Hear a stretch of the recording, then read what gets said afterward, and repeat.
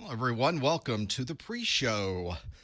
We are live for the 221,002 A+ study group of the week, of the month. Our second this week. We did the 1,001 earlier, so we're just getting things started here. You can tell this is a sort of a lot of moving parts we have to get going on. Hello, chat room. Let's see if I can get the chat popped out. Let's pop out the chat. Let's stick them over here. Let's put this over there. Let's, this all looks good.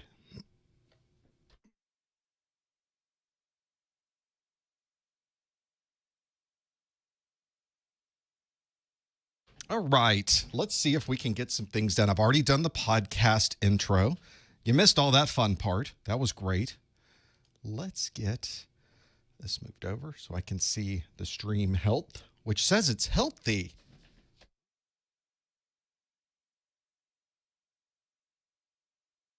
A lot of folks checking in. UK is here. LA and the one in California, not the one near Lloyd Acres. We've got Northern Indiana. Very nice. Thanks for being here. Pittsburgh, PA. Hello, Wales. Hello, France. Wow, a lot of UK and Europe checking in today. Welcome. Ireland. Tejas is here. Louisville. Welcome. Hello, Chicago. There's another Pittsburgh. There's the Ontario people. Welcome. Always have to let Mrs. Professor Messer know that the Canadians have checked in. That's important. She always asks.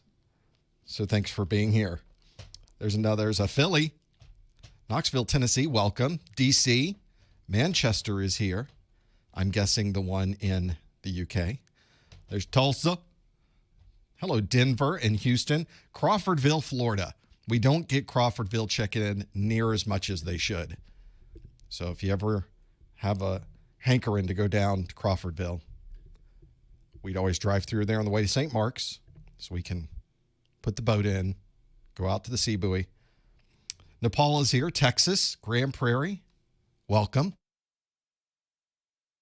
Romania, South Africa, Middle Tennessee.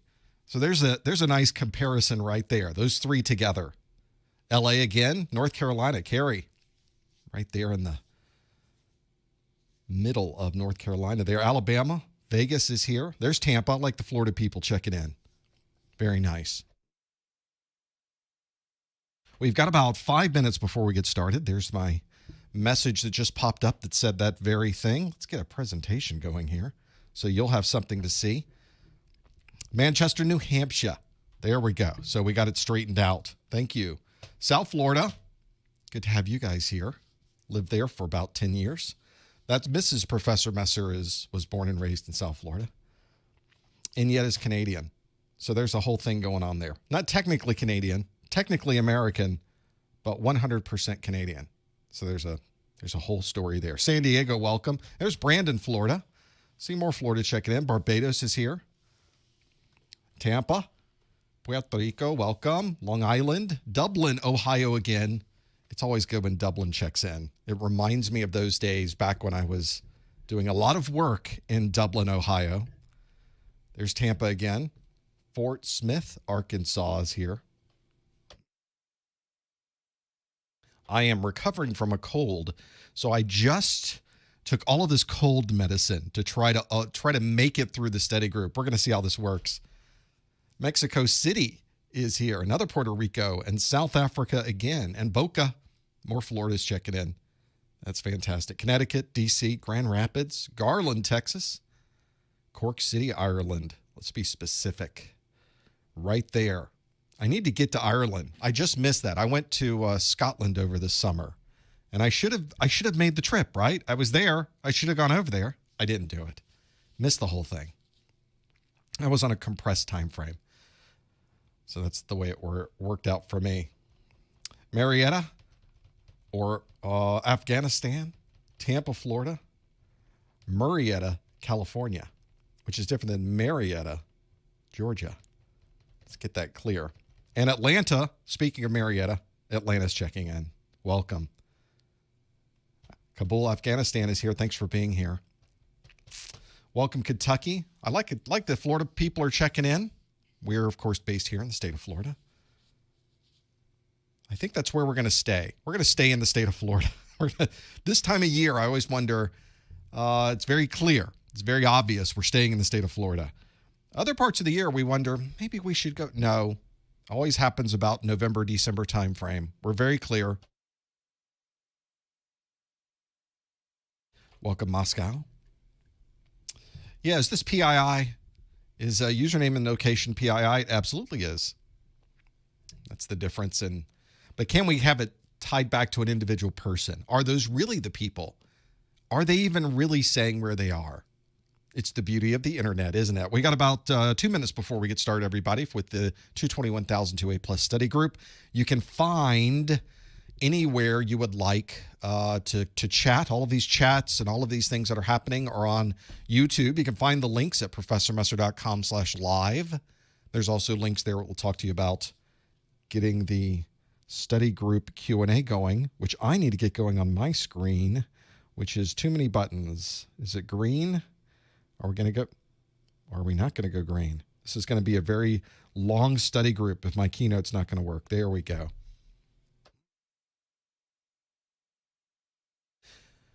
South Africa, Cape Town. Very nice. Moscow, Russia. Say pizza cola. I'm not going to do it. You can't make me. We're gonna figure this whole thing out, aren't we? All Q&A in this first hour. Second hour, open up the phone lines in the chat room, and you can ask questions there, and we'll just talk. And I'm not sure what we'll talk about in the second hour. That's the beauty of the second hour. But the first hour, I have plenty of questions to talk about. So I will have plenty for you, so get ready for that. We'll talk about how to do that in just a moment. Do I have all the things I need to get going on my side? I sort of do. That looks good. You know what I don't? Put the wrong thing on my screen. Let's get all that straightened out.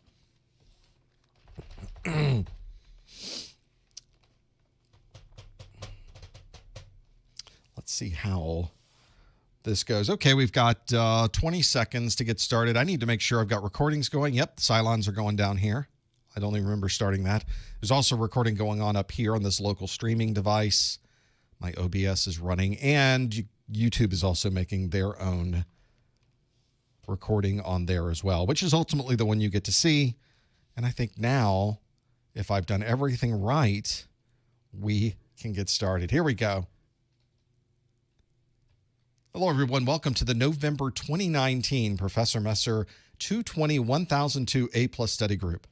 The titles are getting longer and longer and longer, and that's because we're doing more and more and more study groups. This study group is the A+ study group for the 221,002 exam. So if you're studying for A+, you're in the right place. So this is a great place to go to be able to figure out exactly what you need to know for the exam. I'm going to ask you questions during this first hour, and you are going to answer these questions online. The way that you would do that is to visit professormesser.com/QA.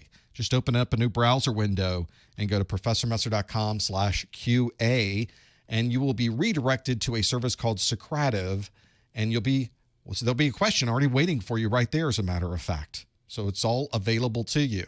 If you are using the Socrative student app, which you can get from your favorite app store, it will ask you for a room name. That room name is Professor Messer, all one word, ProfessorMesser. And if you've done all of that correctly, you've gone to professormesser.com/QA, you've put in all the information you needed, then you will have a question waiting for you on that page that is our rewind question. It's a question that we did last month to see how much you remember. It's really to see if you can get in and answer the questions properly online and that everything is working properly. The question asks, a system administrator would like to use centralized authentication on the 802.11 network. Which of these technologies would be the best choice for this requirement? And you have options that are WPS, CCNP, Radius, WPA, and AES. So feel free to step through all of those. We'll come back to that question in just a moment. Thanks for joining us. We have so much that we have to go through in this first hour, and then you can ask any question you would like later on. So we've got, in that second hour, we open up the phone lines. Of course, all of my videos, every minute of every video is available for you to watch online. No registration is required. There's no paywall. You simply go to YouTube and watch them. And if you subscribe to our YouTube channel, it really does help us out a lot. That is where you can find us at professormesser.com/YouTube. We've also got daily pop quiz questions for the A+ on the Twitter. Go to professormesser.com/Twitter, and you can see all of those questions every day. We're getting close to the holiday time, and if you really want to help us out, one of the things you can do if you buy a lot of things on Amazon is visit professormesser.com/Amazon before going there. They will still give you the exact same low prices that Amazon always does, but they also will give us a little bit of a commission for sending you over there. So that link again, professormesser.com/Amazon. It's a way you can help financially support the site without paying any money, which is kind of nice too. Today we're going to talk about everything from the 220-1002 A+ exam. Maybe not everything, but all the questions will come from that exam. This is an exam that was released this year on January 15th of 2019. So it's not been around for very long. Usually these exams are around for about 3.5 years. This exam is a 90-minute exam. You have to pass both your 1001 and your 1002 to earn your A+. And for the 1002, your score has to be a 700 and higher on a scale between 100 and 900. Kind of an odd scale, but that's the way they do it at CompTIA. If you were studying for the previous version of this, then you were studying for the 220-902, 23% of this 1002 exam, brand new topics. So a big difference than the 902, perhaps not as big as it could have been, but if you're sitting for a certification exam and 23% of the content is brand new, that's a pretty big difference. That can have a dramatic impact on your score. So make sure that all of your study materials specifically are written for the 220-1001 and the 220-1002. Very, very important to be able to do that. If you'd like to see the differences between the 900 series and the 1000 series, I've written all of those out. You can find it at professormesser.com/objectives. So have a look at that. You'll be able to make sure that all of those things are available. I've highlighted all the changes in yellow, so you can see exactly what things are different with the 1000 series over the 900, which is one of our frequently asked questions. We're going to talk about the Core 2 today. Sometimes you'll hear the 220-1002 referred to as the Core 2 exam. So all of our questions today will talk about operating systems, security, software troubleshooting, and operational procedures. So that's a great place to go if you're trying to figure out what should I be studying. Those are the ways to do it. Let's also talk about the other courses and things available. Many of you will go through and watch all our videos for free. There are also videos available online. You can find those at professormesser.com/download A+. Maybe you just need some audio. Maybe you'd like some course notes. They all come with that. Don't forget that this particular study group is also available in a podcast form. This podcast is available on professormesser.com/podcast. What could be easier than that? Whenever I start looking through and trying to find replays, all the video replays are on my site. Audio replays are available there at professormesser.com/podcast. And before we get back to our question, I'll remind you that usually about a day later on YouTube, in the YouTube description, everything we do today will be time-stamped. So if you very quickly want to go back to a previous question, you can easily find it in the YouTube video description. So you can go back to any of our study groups for the past year or more now and really find exactly what you are looking for.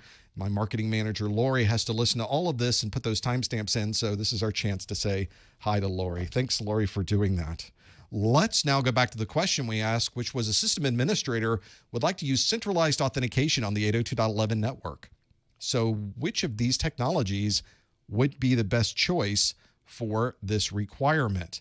And our options that were available are WPS, CCMP, Radius, WPA2, and AES. So for all of those listed, you can see 55% of you have chosen Radius, 33% of you have chose WPA2, and then 4% all tie for third with WPS, CCMP, and AES. Gaining access to a network is a pretty important thing. The authentication process, incredibly important. If you're somewhere needing to get on a network, you'll be be presented with the chance to authenticate. That authentication is usually sent to a centralized authentication server to make sure that your username and password is correct. That authentication server will then allow you or deny you. And if everything did work out with your credentials, it allows you access to the network. One of the very common protocols to use to gain that access, Radius. So Radius, in fact, one of the most common to be able to do that. It's available across so many different platforms. It's a very open standard to be able to do all of that. Have a look to see what is the options here. Well, we can see Radius. There it is. Option C, 55% of you did choose Radius. That is the only option in this list that provides that particular requirement. WPA2 was second at 33%, but WPA2 by itself does not provide centralized authentication. That's the real key here, is the authentication is all centralized in one place. So you can use the same username and password you use for everything else to be able to gain access to that particular resource. So very useful to have that. Hopefully that's something that can help you as well. Just to let you know, in the chat room, you're welcome to ask questions as we go, but you may want to save those questions up for the second hour. We'll be going back through all of your questions and discussing some of those as we go. For example, does anyone know if you have to complete Core 2 within a time frame after passing Core 1? There are no time frames. So you just have to pass both of them before they are retired. At this point, you're looking about 3 years before both of those are retired. So you could take one of those exams now and then take the other one 3 years from now, and you'd be A+ certified. True story, not making it up. Let's do some brand new questions. The questions I have for you are mostly multiple choice, because most of the exam is multiple choice. But some of you are already aware that the first handful of questions you get on your exam are going to be performance-based questions. These are questions that CompTIA does not have as multiple choice. They're anything but multiple choice. Think of it that way. They could be fill in the blank. They could put you in a command prompt and ask you to complete a particular function. There might be drag and drop. You might be selecting things from a pull-down menu. It might be putting things in a particular order, but all of it is exactly the information coming from the exam objectives. So one of the things that I have for you is a performance-based question right out of the gate. So if you ever want an example of some of these performance-based questions, the first question of every study group is this performance-based question. I guess I should say the first new question of every study group is a performance-based question. So let's do this. In fact, somebody in the chat room mentioning, yeah, it'll throw you. If you're not ready for those performance-based questions, it will absolutely throw you. And this question, let's see how you do. It's effectively a fill in the blank. We're plopping you into a command prompt and asking from the command line, display all of the available volumes on a physical storage device. There is your performance-based question of the month. No hints. There's no question mark you can type in. There's no help command available. All you can do from the command line, display all of the available volumes on a physical storage device. How would you do that from this prompt? What would you type in? And this is probably a two-step question, isn't it? You probably have to type more than one thing to have this happen. That's the best hint I can give you. Now, make sure that you do not put any of those answers in the chat room. We want to pretend that we're taking this. If you want to answer this, you want to go right here at the bottom, professormesser.com/QA. Go down there and you'll be able to answer any of these questions. See if you can figure out exactly what you would like to see on here. Some of you are taking some stabs at it. Please, no answering in the chat room. This will be an ongoing thing. No answers in the chat from this point over. So that's how we want to focus on that. We can, of course, take care of some of these things as well. Get a few things going in the chat room. This is one where there are, I guess, probably about 6 or 7 or 8 different Windows command line. I'm trying to remember exactly how many Windows command lines are there to go through. But the Windows command line that you want to go through is in the exam objectives. So if you go through those exam objectives, you'll be able to see exactly what you need to know with all of those. So have a look at that. See if you can piece through what that happens to be. This is always a challenge to figure that out. Whenever you look at these questions, by the way, this is probably pretty indicative of what you might find on the exam. they can simply put you at a command prompt and ask you to go through and finish all of these. So hopefully that can help you as you go through this. Think about all the commands you would use to perform this function and answer this question at professormusser.com/QA. So this is one where it does come in handy. Imagine you were sitting down at a machine for the very first time. You don't know exactly how this machine is configured. It might be a Windows Server machine. It might be a Windows Workstation. It might be many different things. People are asking for Windows or Linux. You should probably look at the screen where it gives you a prompt of C:\Windows\system32. So there's from that command line, be able to do all of those things. It's a multi-step question to be able to see all of those different pieces. So you're presented now with this machine that you've never seen before. You're looking at this machine and wondering, I need to make some changes. I need to do some troubleshooting. I wonder how many volumes are configured on the drives on this device. So that's really what we're trying to focus on, is all of the different volumes. And some of you are aware in Windows, all kinds of different volumes might be available. So the command you would probably want to type in is diskpart.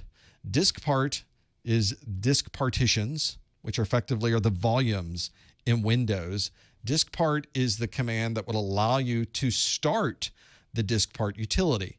But diskpart by itself does not provide you with any information. In fact, if you just logged in, if you just type diskpart, it would log you in and put you at a diskpart prompt, and that's it. Doesn't do anything else after that. You would still have to be able to type the command in to show all of the volumes that might be on that particular physical drive or on a physical drive. And one of the things you can type in is list volume, just as I've typed it there, and it will list out for you all the volumes that are available on your physical drives. Diskpart is one of those command lines you must know for your A+ certification for the 220-1002. Comes directly from the 220-1002 exam objectives. If you want to know more about these command lines, you feel like you need a little more help, a little more practice, this is from my video in my 220-1002 series. In section 1.4, the video name is Microsoft Command Line Tools. That's where you'll want to go. The Microsoft Command Line Tools video covers diskpart and many others. And I demonstrate how to do this in every single one of those command lines so that you can do it yourself on your machine. This is another thing that I always mention, is that it's good to watch videos. You should, of course, have a good book. You should get plenty of Q&A, but you should also do some hands-on. Just make sure you're following along. Nothing I do in my videos is going to damage or erase anything on your system, so you want to be sure to follow along. Diskpart is one of those utilities where you can absolutely delete information. So do not do the wrong thing. Just don't go into diskpart and start typing things. That would be a bad idea without knowing exactly what's there. So the 220-1002 is where you'd find all of those command lines, and they are listed specifically in the exam objectives. So as other people in chat room are saying, where do I find all this information? It's in the exam objectives. Just study exactly what's on those objectives. You'll do just fine. Let's go to, hopefully I'm not able to show a summary of this because it's fill in the blank, but I'm looking through the answers that people were giving. And a lot of you knew how to do this straight away. You know exactly what to go. Diskpart was what you wanted to do, and then how you would find those particular commands are right there. So well done with that. I think we did pretty well for a performance-based question where we got nothing. It's just a blank screen, and we have to type those things in. So hopefully that will help you to be able to do that. Let's now go back to some standard multiple choice questions. Wouldn't that be useful? Let's get away from our performance-based questions and jump into those. And our first multiple choice question of the day asks, an IT manager is planning to purchase a new application, but he needs the licensing details for the software. Which of the following would provide this information? Would it be FOSS, DRM, EULA, source code, or PCI DSS?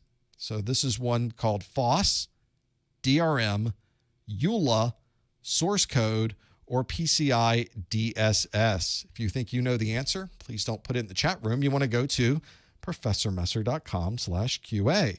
Put your answer in there. That's exactly where you'd like to go. One of the things I always do whenever I start trying to figure these things out is you start breaking the question up into pieces. Try to figure out the main things they're talking about here. So as you're looking at this one and wondering, an IT manager planning to purchase a new application needs the licensing details for the question. Which of the following would provide this information? It might help you as we go through it and figure out the details. This happens all the time as well. Whenever you're someone who is an individual, you're buying an application to use at home, we really don't worry so much about this. In fact, does anybody read through the licensing details for everything that you purchase? Probably not. But when you are a large company, you're buying hundreds or even thousands of licenses, the licensing details can be pretty important. So it's very common to grab those licensing details from the manufacturer. In fact, in a large organization, you pass that over to the legal team, have them go through and look at the licensing details, make sure there's nothing in those details that might be something you don't want to agree to, and then they usually send back a copy with some changes. No, we don't like this line. We'd like to change that name. We'd like this to be a little different. So there's a whole negotiation that takes place at that level. And then you would send that information on the licensing details. I'm talking around the question at this point, back to the manufacturer and say, we would like to buy this, but we would like to make these changes to your licensing details. And usually there's a negotiation that takes place and the final licensing details can be worked out. So that's a very common thing to run into. So it's important that you know when somebody asks you for this, what are they talking about when they ask to provide this information? Let's see how we did with this one. The question is asking an IT manager planning to purchase a new application needs the licensing details. Which of the following would provide this information? 73% of you said EULA. Is that right answer? We'll find out in a moment. 11% said that's DRM. 8% said that's the source code. 5% said FOSS, and 3% said PCI DSS. So if you ever want to get into licensing, there's all sorts of ways that software can be licensed.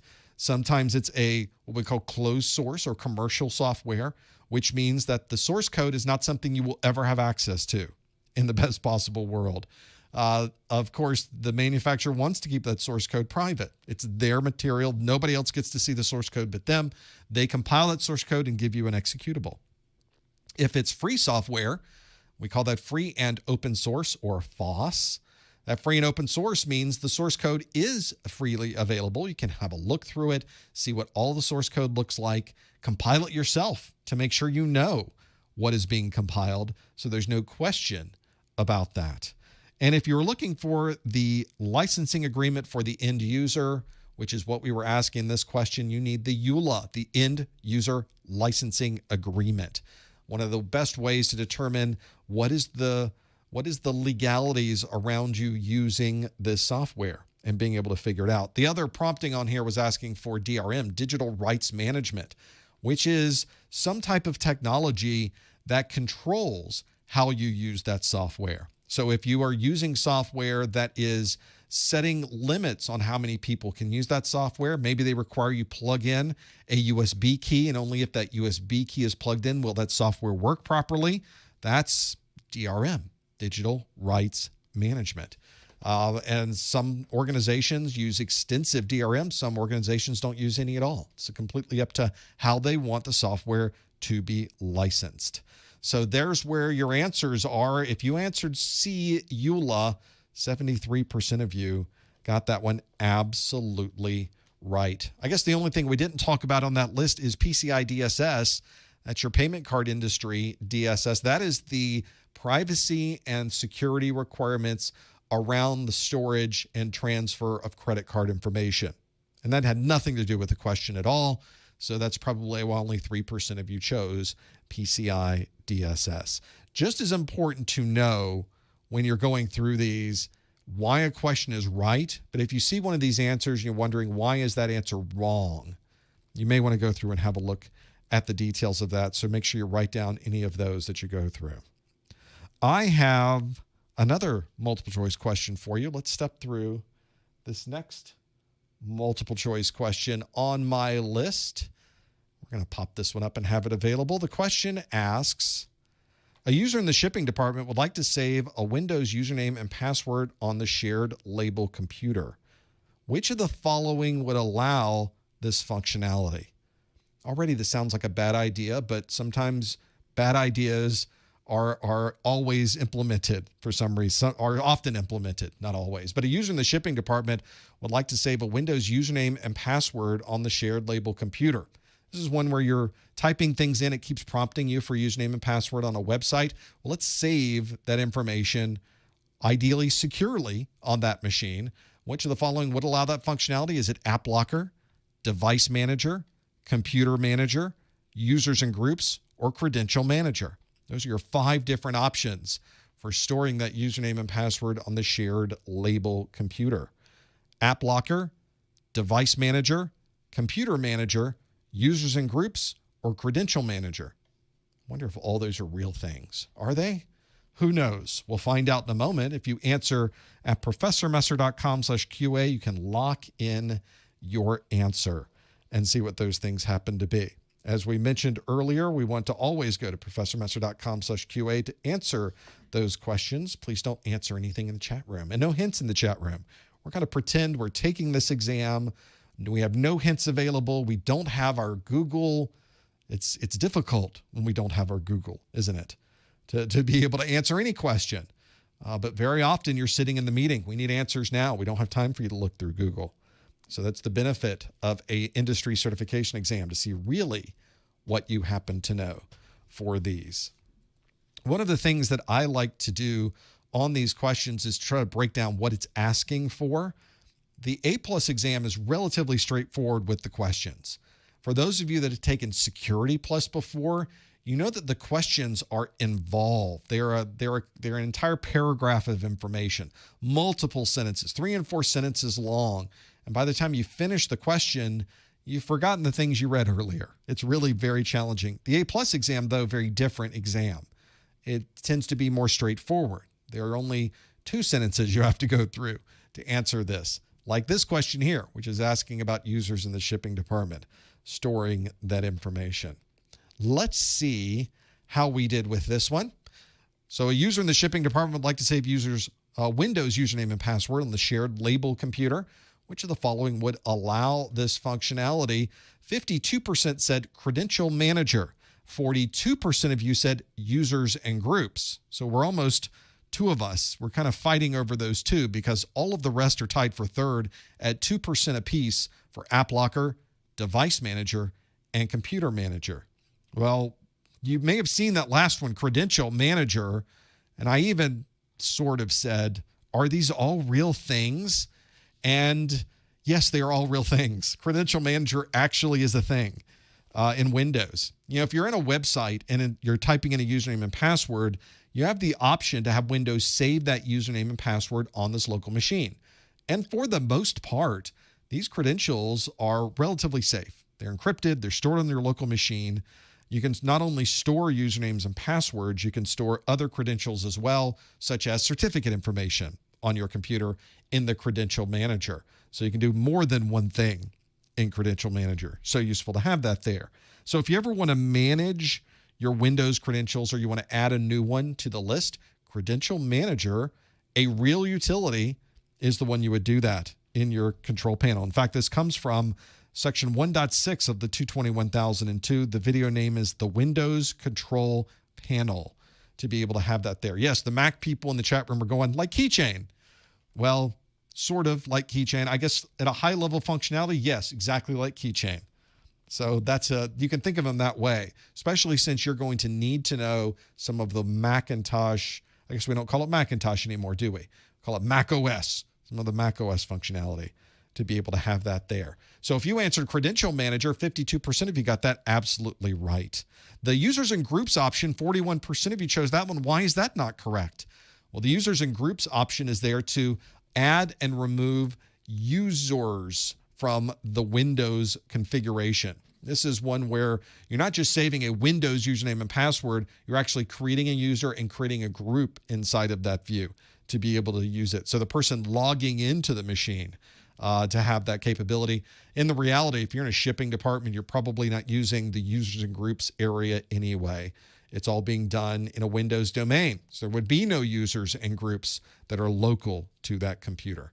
So certainly a way to think about that. Only 2% of you chose App Locker. You know that's the way to control applications from running on a particular area. Device Manager is one where you would have the control of the individual hardware devices on your computer to add new device drivers and other types of things. Those are all there. And Computer Manager manages other aspects of the computer. In fact, it's more of a workspace where you can add and create your own front end to these utilities in Computer Manager. That does come in handy.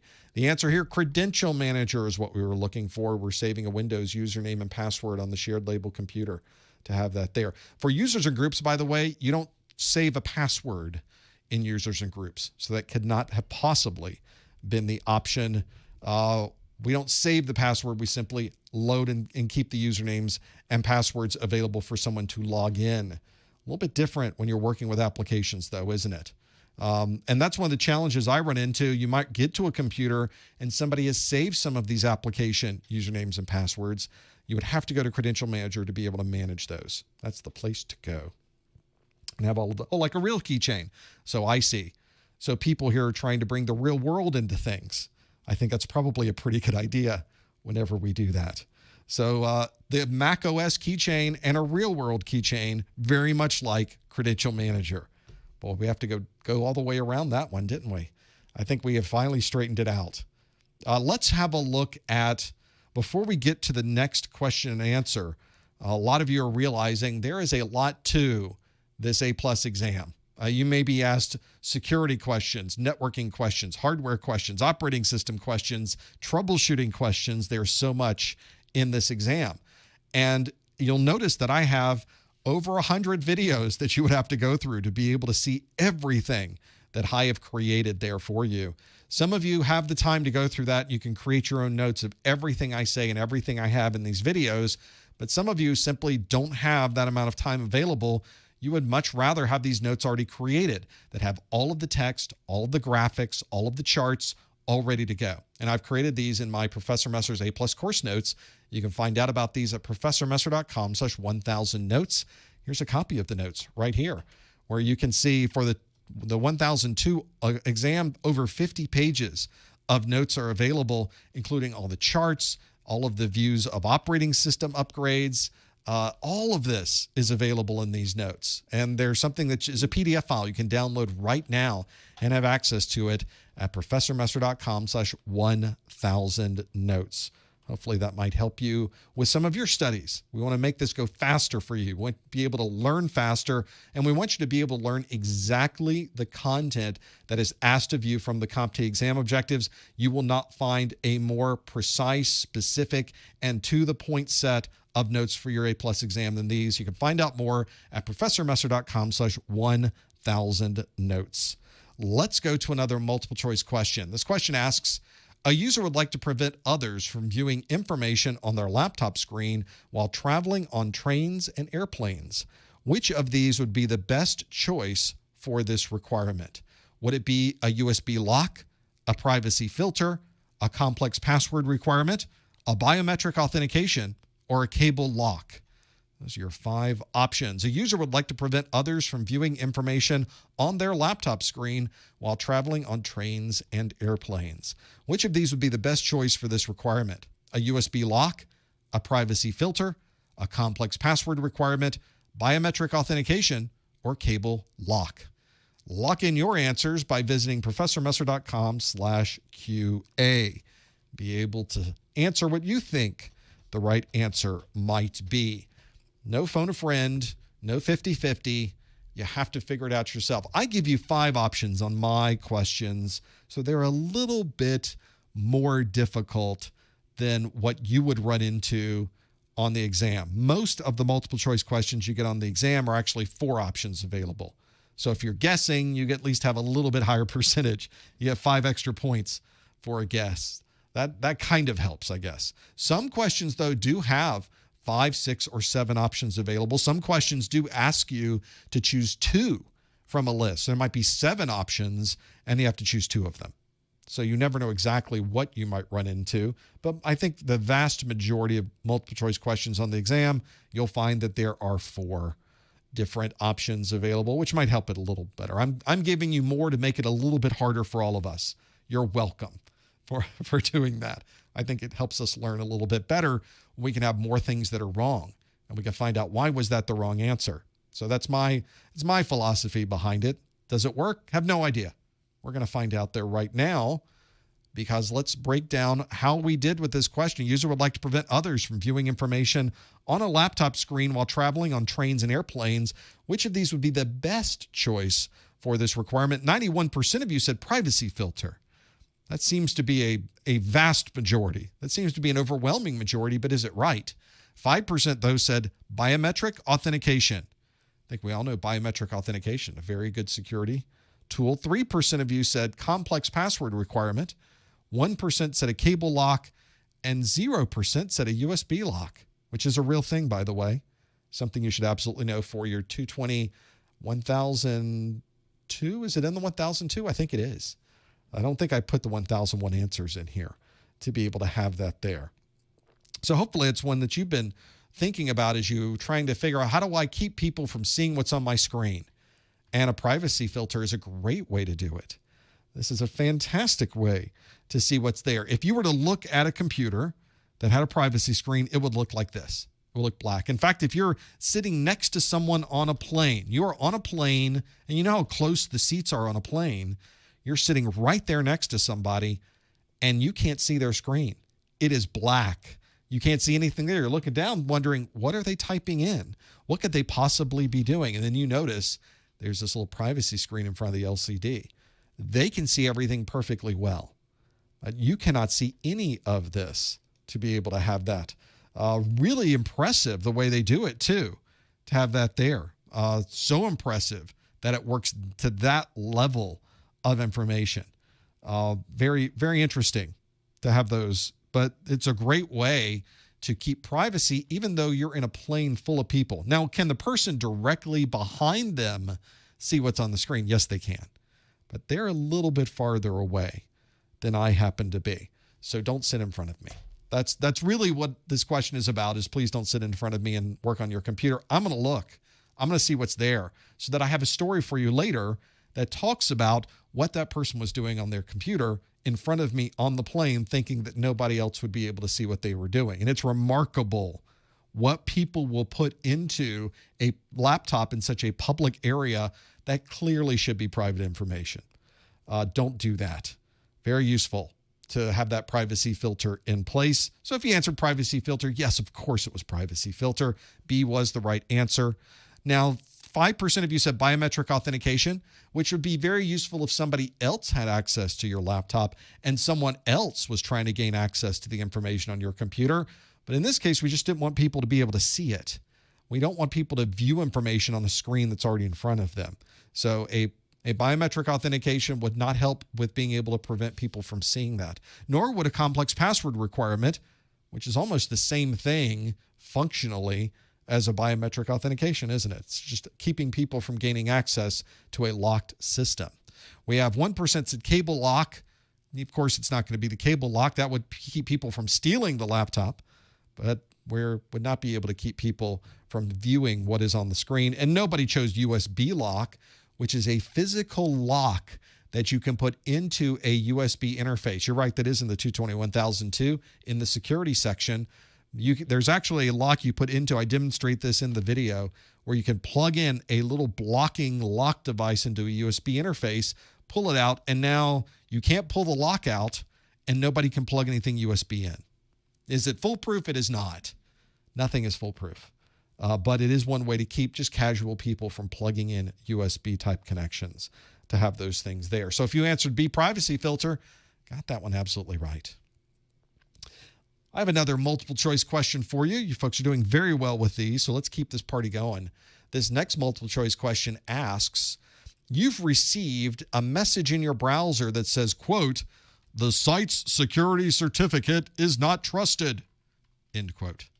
Which of the following would be the best next step to troubleshoot this issue? Would it be to contact the website owner? Would it be to check the wireless encryption settings? Would it be to install the latest operating system patches? Would it be to restart the computer? Or would it be to click the padlock icon in the browser? Those are your 5 options there. Now, if you think you know the answer, you want to lock in your answer at professormesser.com/QA. Please don't put any answers in the chat room. So you've received a message in your browser. And other people in the chat room saying, oh, I've got this message before. I have too, which says the site's security certificate is not trusted. Which of the following would be the best next step to troubleshoot this issue? Would it be to contact the website owner, check the wireless encryption settings, install the latest operating system patches, restart the computer, and click the padlock icon in the browser? Those are your 5 options. Choose one of those to have that available. This is one that has a different style of question to it, and it's a style of question you will get on the exam, which is not asking you which one of these might be best, which one of these might be worst. It asks you which is the next step, sometimes the next best step to troubleshoot this issue. This is what we want to work through to be able to have these here. This is one where whenever you work through all of the different options that are available, this is where I really like to focus on understanding the question and what they're asking. It's as much of a strategy for your exam as actually knowing the content for the exam. The exam itself has its own set of rules, has its own style, has its own method, and the more you know about the rules, the style, and the method, the better you're able to give yourself the highest possible percentage of passing. That's really the important part of this. So go through and work through all of these. Hopefully that can help when you work through this. Let's see how you did with this one. A number of you have answered this one. A number of you are still Googling it. Stop Googling the answer. This is not what you want to figure out. Lock in your answer. We're going to see how you do right now. You've received that message in your browser. It says the site's security certificate is not trusted. Which of the following would be the best next step to troubleshoot this issue? 70% of you say you click the padlock icon in the browser. 13% say contact the website owner. 12% say check the wireless encryption settings. Basically a tie for second. And a tie for third with install the latest operating system patches and restart the computer. I thought restart the computer was the answer for everything. How is only 2% of you answering restart the computer? Well, that's because it is not the best next step. 70% of you say you click the padlock icon in the browser. Let's find out more about this problem that we run into, where we get some type of security alert or some security message that pops up on your screen when you're inside of a browser.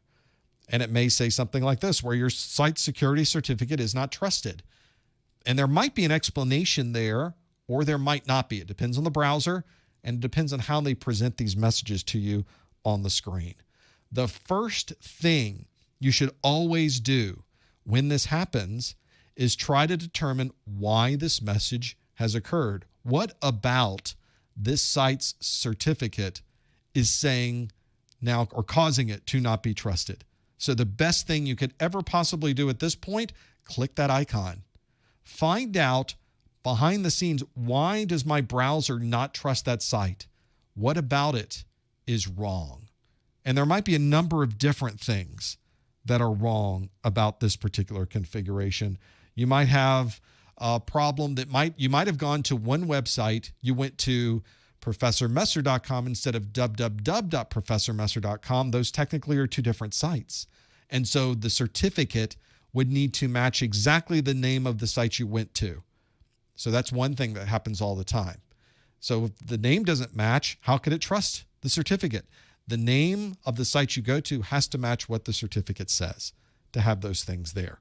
That does come in handy to figure those pieces out. Maybe it's expired, or maybe it's a situation where the certificate, because these certificates only have a certain time frame, the certificate, when I put it on here, expired on Thursday, July 7th, 2016. So if you went to the website and it still had that certificate on it, you went to that website today, it would obviously say, I don't trust the site, because now the certificate is expired. So it could be multiple things that might cause this particular kind of issue. So you need to find out before you do anything, you need to find out why is it making this determination, And then you'll be able to go to the next step in your troubleshooting. For example, it may say that the certificate is expired and your next step may be to contact the site owner. But what if your browser went to a different domain name than what was in the certificate?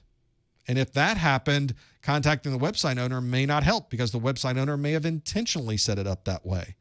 So it really helps if you know more about the problem before you start telling people about it, making changes, rebooting systems, and doing all of those things as well. Check the wireless encryption settings.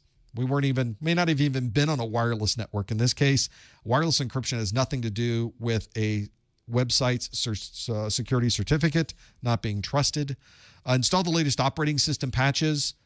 Probably not going to help you unless it's a brand new certificate and it was digitally signed by a certificate authority that maybe your browser doesn't recognize. You're using a browser from 5 years ago, perhaps that can help you, but you won't know that that's the right path to take until you've clicked the padlock icon in the browser and determined, wait, my browser doesn't recognize this certificate authority as being something it can trust.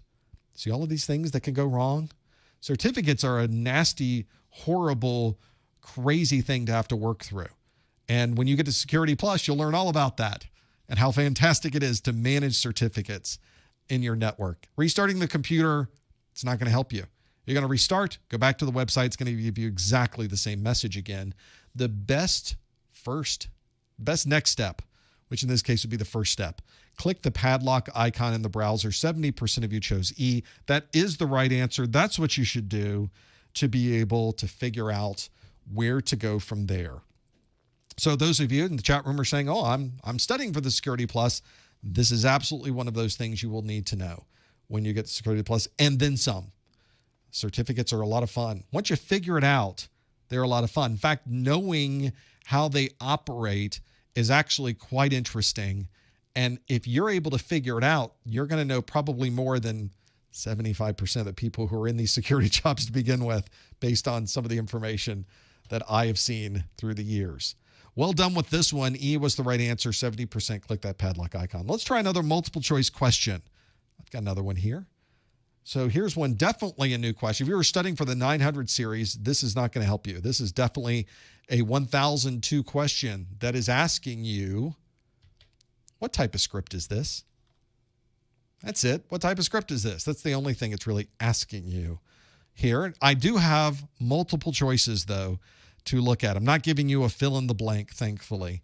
Is this Python, JavaScript, Shell, PowerShell, or VB script? What type of script is that? Is it Python, JavaScript, Shell, PowerShell, or VB script? And for those of you wanting to lock in your answer, go to professormesser.com/QA to be able to do that. This is one of those where if you're listening on the podcast, you can't see the script. So let me give you the first 5 or 6 lines of the script. The first line is #bang/bin/bash. The next line is for JPEG, ;do. The next line is PNG equals, quote, $, open bracket, JPEG %, end bracket, .png, double quote. Now, just from that, here is your hint of the day. Just from those 3 lines, you should have been able to figure it out. Which one is it? How can I figure it out based on that? And there's many other lines here for those of you listening. And how many lines in this script? 1, 2, 3, 4, 5, 6, 7, 8, 9, 10, 11, 12, 13 lines in that script. Plenty of them to have that there. So have a look at that. See if you can figure out those pieces.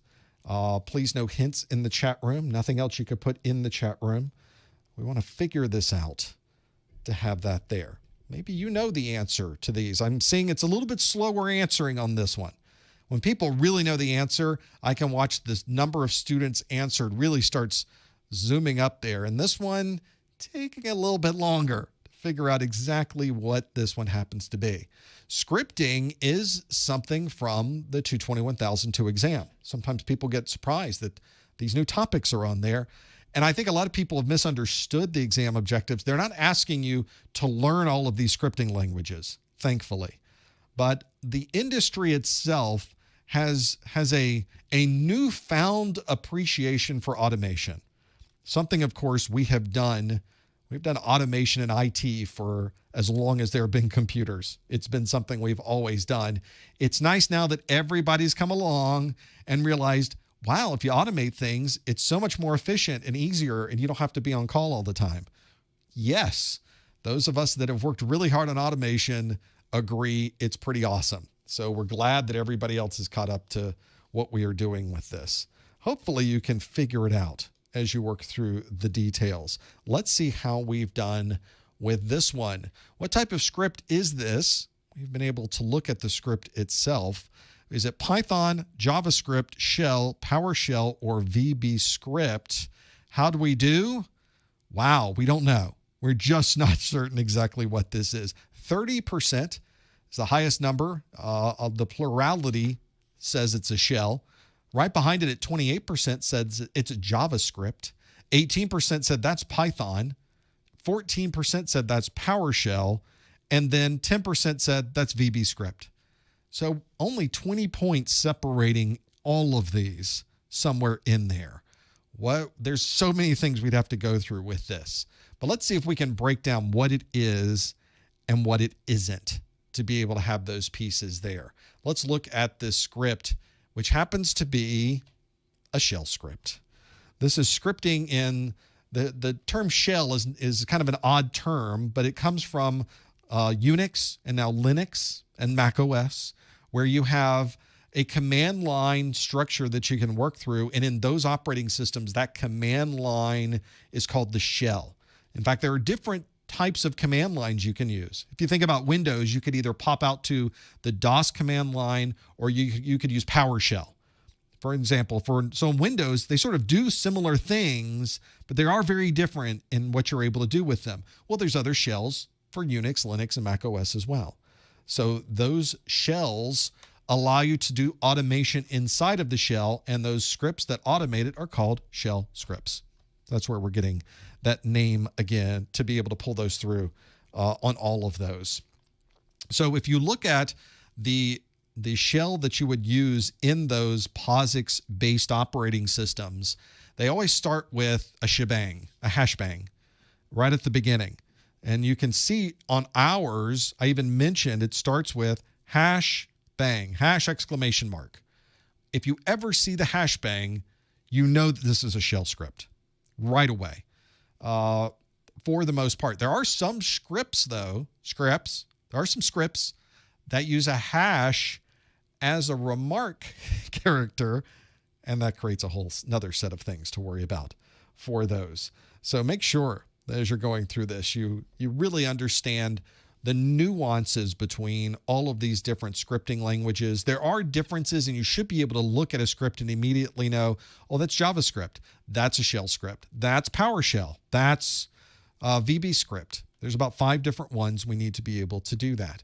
So being able to see that right as the first line and have the hashbang, you know immediately that's a shell script. That's not going to be Python. And the reason, in fact, people mentioning in the chat room who use Python, you know the hashbang is followed by the Python executable, path and the name to Python. Well, that would be a giveaway. That's why I didn't use Python for this particular question, and being able to have those things there. So that first line can often be the one thing that helps you out. For your exam, I would highly recommend you become very familiar with what these scripts look like and being able to really focus in on those things. Shebang, people are saying, what? It starts with a shebang. Is that a word? It actually is a word, yes. That is the terminology, the colloquialism for the hashtag and an exclamation mark. The pound sign and an exclamation mark is called a shebang or a hashbang. That's where that comes from. So that's where it comes from. And that's where the song came from. No, it's not. That's not where the song came from. Before we continue on, I will tell you that if you are watching these videos for continuing education credit that you can earn one webinar category CEU from me by following these instructions, and you must follow these instructions exactly, or you will not earn the certification. In fact, watching this is part of, and following the instructions is part of the CEU process itself. So go to the top or the bottom of the Professor Messer website. There's a Contact Us link. On that Contact Us link, it will ask you for a user name, or ask you for your name. That would be nice to know. It would also ask you for your email address, which is even more important to know because I will be emailing this back to you. And then there's a subject line. The subject line is one where you can put the November 2019 220 1002 A+ study group. And hopefully, if you're also putting this information in there, you will want to put somewhere either on that line or perhaps on the first line of the body of the message, put the magic word of hashbang. Hashbang is our super secret word of the month. Yep, just kind of chose that one. It's a hashbang. That's what we're going to do. This is one that, please don't hide it somewhere in the text of the email. It's hard for me to find those. But if you would like to put any other message in there, I read through every single one of these. I process these myself. So if you want to put anything in there, a note to me. I'm not able to respond to all of them because I get a lot of these CEU requests in every single one of these that I do, but I do read through them, just so you know. So feel comfortable knowing for that little bit of warmth that might give you. I don't know, that perhaps I did read through the note, but I do appreciate them. Some of you are put some very nice things in there too, and I do appreciate that. So thank you. I'll just say that globally to all of you. And I like reading through that. Kind of get us an idea. And if you have recommendations, suggestions, are you doing this next? How about this? I love to hear those things too. So feel free to put anything in there. Stick your vote in there for what I should be working on next for all of those. Let's do another multiple choice question. Let's keep this party going. The next question I have asks, a system administrator needs to search for a line of text in a large log file. Which of these utilities would provide this functionality? Would it be ls, chmod, grep, dd, ps? A system administrator needs to search for a line of text in a large log file. Which of these utilities would provide this functionality? ls, chmod, grep, dd, or ps? See if you can figure those out. Why is Linux coming up so much? What is the deal with that? Well, that's because there's plenty of Linux on the 220.1002. There are more Linux command lines you need to know on the CompTIA exams than there are Windows command lines that you need to know on there. I want to say that's true. It's certainly comparable. I think it's actually true. If I counted up both the Windows OS and the network, which technically most of the network command lines are for both Windows and Linux. So that's one of those to figure out. But there's a lot. So that gives you an idea anyway, that there are a lot of Linux command lines you need to know. So I put this one in here so that you would be able to figure that out as well. Hopefully you know those and work through them. For those of you asking about the CEUs, do I give CEUs if you watch the old study groups? Yes, if you're watching this on a replay, then of course the CEUs will be available to you as well. You follow whatever process I had in that video, and you'll be able to send me the CEU for the video you're watching. Now for A+, I think you can earn, I want to say it's like 4 or 6 webinar CEUs in any 3-year renewal period. If it's Security Plus, you can earn 10. But of course, you need many more CEUs than that to renew your certification if that's the process you're going through. So you can't just watch my videos to renew your cert. I'm sorry. Sorry about that. Not my rules. If it was my rules, of course you'd be able to do that. You can watch all of my videos and renew your certification, but I don't make those decisions. I'll have to send a note in to the folks at CompTIA for the CEU. Yes, the Continuing Education Unit. I'm sorry I did not spell that out. That's the one thing we always have to watch ourselves with here in the technology world with all of our acronyms. So the CEUs are primarily used for renewing your certification. If you don't have a certification yet, sending me a CEU request is not going to help you. You have to have at least a certification first. I think most people will probably go through this process and they'll use maybe another process other than CEUs. They'll probably go through and try to figure out if they can use the CompTIA renewal process online, or I guess it's their cert master renewal process to be able to do that. Or perhaps they'll get a higher level certification and don't have to go through CEU. So there's a few things you can do to be able to do that. Have a look at that, see if that makes sense for the things. Yes, it's called Cert Master CE, important because there's a Cert Master Learn.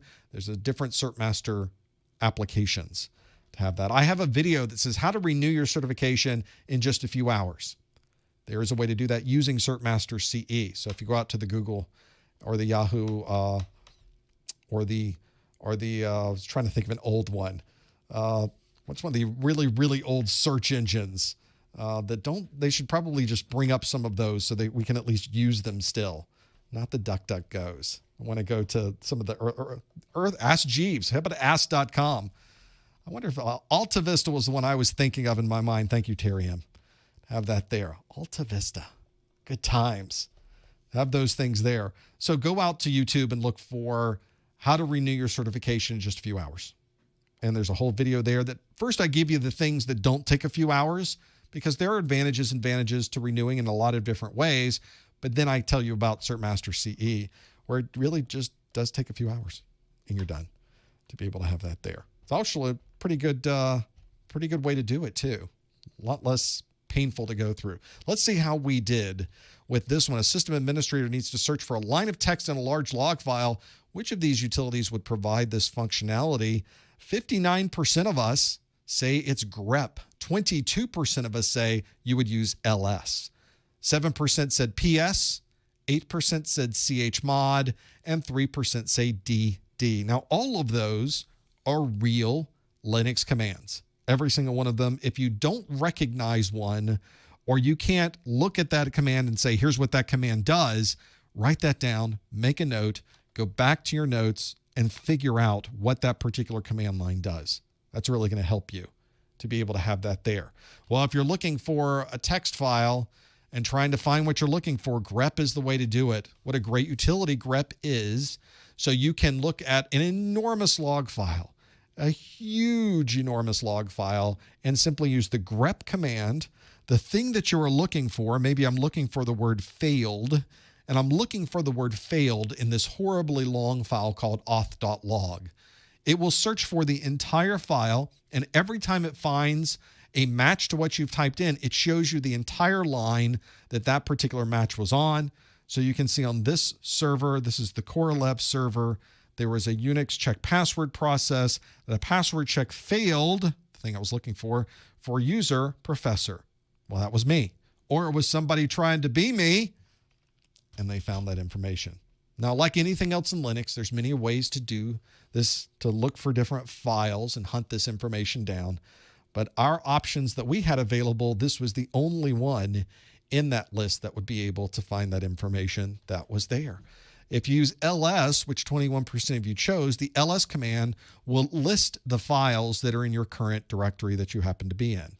The ls command. And that's one that can show you file names, but it doesn't actually search through files to find text that happens to be in that file. So that's the real challenge there. 9% said chmod. If you want to change the mode of a particular file, which is effectively able to change different characteristics of that particular file. You want to make it a read-only file. You want to make it a system file. You want to give that file certain executable characteristics and attributions. You can do that with chmod. 6% of you say ps, which is a process list. We'll show you all the processes running for you or for your entire computer or for individual users. And you have 3% say dd, which is technically a conversion program, but we commonly use it as a backup utility, backup an entire directory or volume on a Linux machine to a different device. DD, very useful to use for that. If you're doing imaging in Linux, you're probably using DD to accomplish that. But the 61% of you that said grep, that is the right answer. Well done with that one, being able to figure out the details and know exactly what the options are for grep is one that you can hunt through. This is one where finding what you're looking for is almost, or knowing how to find what you're looking for is almost just as important as finding it. So that's one that can really help you if you're working at the Linux command line. Hopefully that's one you were able to figure out. If you don't know any of those, as I mentioned, go through, make a note of those, make sure you know what those are. All the questions that we did today came directly from the CompTIA Core 2 221,002 exam objectives. They call this the Core 1 and the Core 2. The 1001 and the 1002. I don't know why they suddenly started calling it Core 1 and Core 2, but there it is. We use the name. You should get a copy of these objectives. You can find them at professormesser.com/objectives. So make sure you get your hands on this. This should be the first thing you start using before you start studying. It should also be the last thing you use before walking into the exam room, because it makes a great checklist to be able to know, have I really memorized everything I need to know? This is a great way to do it. Make sure you get those at professormesser.com/objectives. I'll just redirect you over to the CompTIA website where you can get your hands on those objectives. I do one of these study groups every month. The next two A+ study groups for the 1001 will be December the 3rd. The next will be for the 1002 on December the 5th. Come back in December and we'll do some more of these. Of course, next week, Wednesday, is our Network Plus study group. And a week after that is our Security Plus study group. So if you want to come back and learn more Network Plus and learn more Security Plus, we're doing more of that this month as well. If you're watching this, you want to know when the next study group is going to be, you can always look at our calendar at professormesser.com/calendar to be able to do that. So we've got through an hour of Q&A where I've been asking you the questions. Now, I want you to ask me the questions. We got an after show that starts immediately after this. Stick around for that. I'll take questions from the chat room. I will take questions from the phone lines. I'll tell you all about doing that. You can, of course, follow us and get your question every day. A+ question of the day is available on Twitter at professormesser.com/Twitter. We've got YouTube videos available for all of your A+ needs and then some. And of course, all of these live streams are available for replay at professormesser.com/YouTube. Don't forget about our A+ notes at professormesser.com/1000notes, 1000 notes for those of you listening in. And of course, another great way to help us and keep us on the air is to buy everything from Amazon, but come here first by going to professormesser.com/Amazon. Thanks for being here. Thanks for sticking around. We've got an hour of Q&A where you're asking me questions coming up. Stick around for that. Otherwise, we'll see you next time on the Professor Messer A+ study group. Well, let's see if I can get my act together. I don't even have the websites up that I need to have up, so you can ask. So bear with me, everyone. There's a minute or two where we sort of turn this bus around, where I have to log in to my configuration, go through, start my shows, dial into, I have to call into my own shows. I have software as a service for my call-in show. For those of you following along with cloud-based services from your 220-1001. So I'm going to call in to my own show, and then I'm going to tell you how you can call in or how you can ask questions in the chat room for the show as well. So we'll get all of that going here in just a moment. Thank you. There we go. We'll plug in the things here that I need to work through.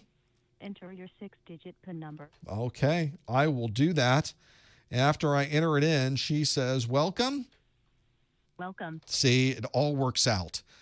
So all of that is working exactly the way we would have hoped. So you can put questions into the chat room, and I will go through those, and we'll talk about some of the things that you're putting in there. You could also call me. That's by using voice communication. For those of you not familiar with that, you young kids, instead of texting everything, we used to talk to people over the phone. And the way you do that in the continental U.S. is to call 855-785-7545. It's 855-785-RJ45. You can also, if you're using Skype, call me for free anywhere in the world. On Skype, toll-free numbers are free. Put a +1 at the beginning, 855-785-7545, and you'll be able to get exactly what you would need to hear to be able to call in, ask the questions, get all of those things there. Plenty to go through. There are questions in the chat room, and then we'll go to some that are calling in right now for these. So the questions the question, here's a good one, and one that does come up often. Just out of curiosity, have you personally sat for the 1001, 1002 exams since they came out? I specifically do not sit for those exams any longer. I don't do that because when you take the exam, there is a candidate agreement that limits what you are legally able to talk about when you leave the exam. By not taking the exam, I'm not bound by that candidate agreement. I can tell you anything I want. I am not a CompTIA partner. I am not associated professionally with CompTIA. I know people there, and I do talk to them, and occasionally I'll send notes back and forth, but it's very rare that I would even do that. But it's one of those things where I like to be an independent entity, and because of that, I specifically don't take the exams. I listen to what people tell me when they take the exams. I listen to what people post online. I know exactly what the particular environment is because I've taken so many of these exams before, but that's why. And focus on those specific pieces of this. And in fact, you'll notice that certain aspects of the things that are in my videos are very focused on how CompTIA would like you to understand the nuances of those. So I absolutely focus on a real world perspective of these exam objectives. And I think that's what CompTIA does as well, to have all of those different ones there. Let's go to the phone lines. Let's quickly bring up all of the different settings I have. Go to the 714 area code. Hello, caller. What's your name? Where are you calling from? The caller. Hi, I'm Eric from Santa Ana, California. Hey, Eric. Thanks for calling. What can we do for you?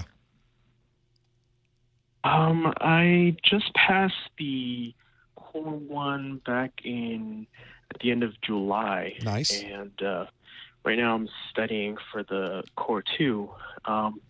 But it seems that I keep getting stuck on studying one section. I have the what do you call them? The objectives, and every time I finish going through the objectives, I find myself going back through the same the first part of the objectives, and it just kind of feels like I'm stuck just going over those because my learning process is a bit slow, so it kind of takes me a while to hold on to the information. Should I just continue, even though I can't remember some of the small details? Should I just keep on, going through and just go back later, or should I just, keep focusing on the first part and hopefully, I have my Core 2 scheduled for mid-December, so it's kind of coming up on me right now. So everybody learns a little bit differently. For me, as I mentioned in other study groups, it sometimes can take me a year to study everything I need just because I'm so slow at going through this process. One of the things that I like to do is to have multiple types of things to study. What resources are you using? Do you have a book? Do you have videos? Do you have Q&A? Do you do hands-on? Where do you focus? I'm using, I have your course notes. I am using 2 different books. I'm using Exam Cram book. Great. And the Mike Myers A+ book. Okay. The new one. And I am using some CBTV nuggets. So what about Q&A? Yeah, just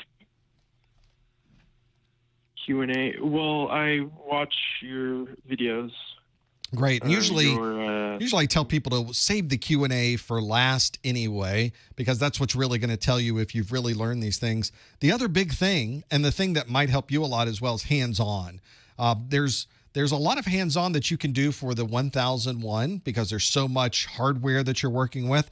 And there's probably even more hands-on that you can do for the 1002 because you're working with the Windows operating system.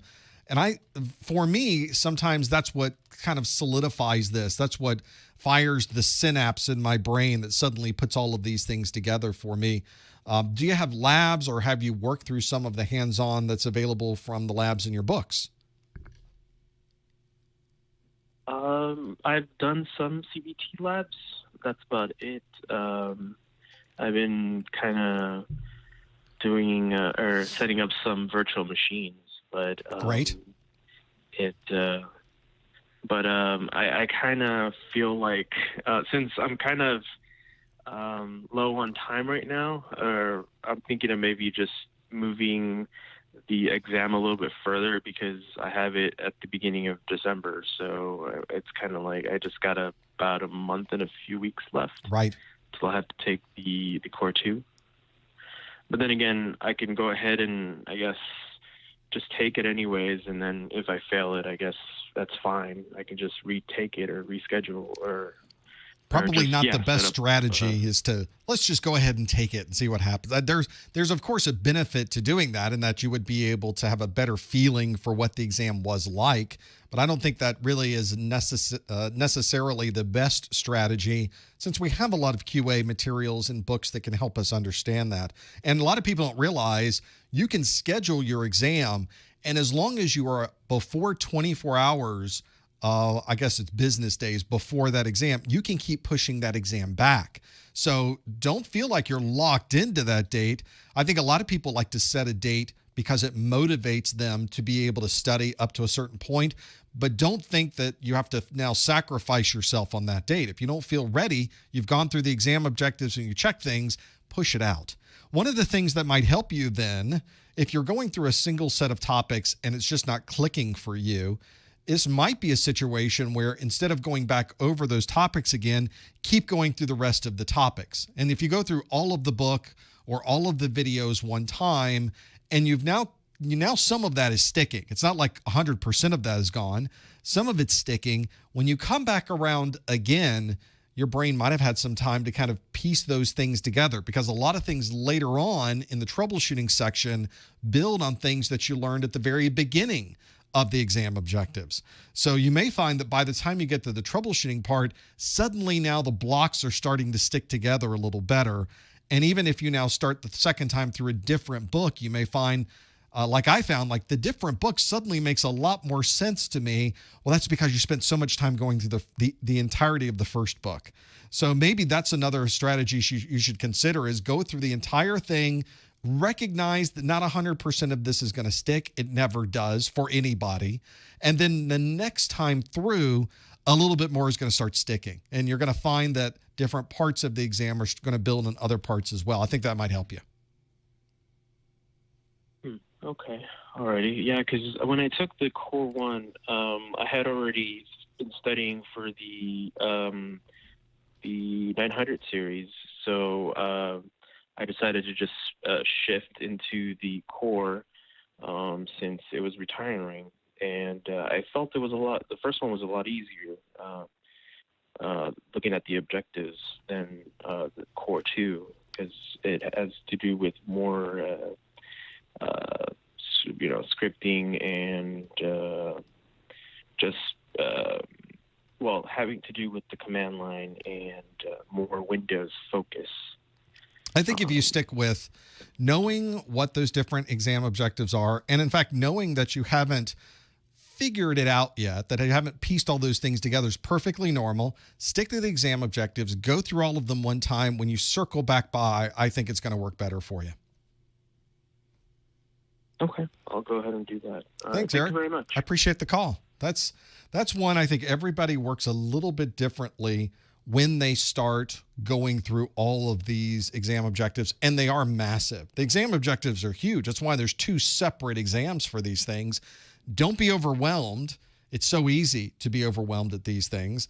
Take it a step at a time, and like I do, just power through everything one time. You know, you're really trying to drink from a fire hose at that point. Then when you circle back, you can turn the fire hose down a little bit and then start adding to the things you may have missed. Really way to do that. Back to the phones, and then we got some questions from the chat room about questions from old exams. Let's go to 516. Hello, caller. What's your name? Where are you calling from?